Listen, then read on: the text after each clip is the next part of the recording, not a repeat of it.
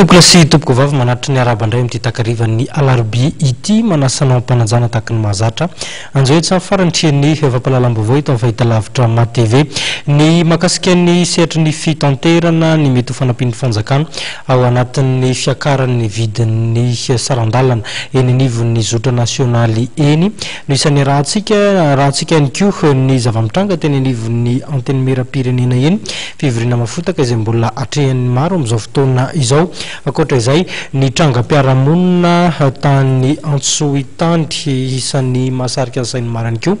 ka dia hitondrana aminao izany amin'ity takariva ity hatramin'izao fotoana itenenana izao tsy mbola tapitra ny fivoriana andinihana ny fitsinjaram-pahefana etsy amin'ny lapan'ny anteny mera-pirenena mafotaka noho izany ny adievitra ao anatin'izany andro mpanjakana izany.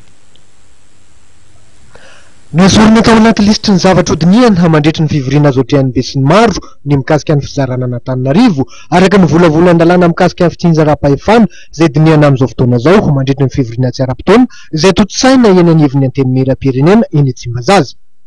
Ny volavolan-dalàna mikasika ny vondrom-bahoaka itsinjaram-pahefana ny fepetra anatanterana ny fifidianana sy ny fikarakarana izany ary ny anjara andraikitra ireo voarantsana tsirairay mifandraika amin'izay no nodinihana nandritra ity fivoriana azo ohatrehan'ny be sy ny maro ity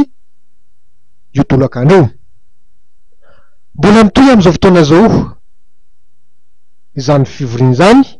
ary mangotraka dia mangotraka ny andevitra araka ny tatitra voaray farany avy any Tsimbazaza tokoa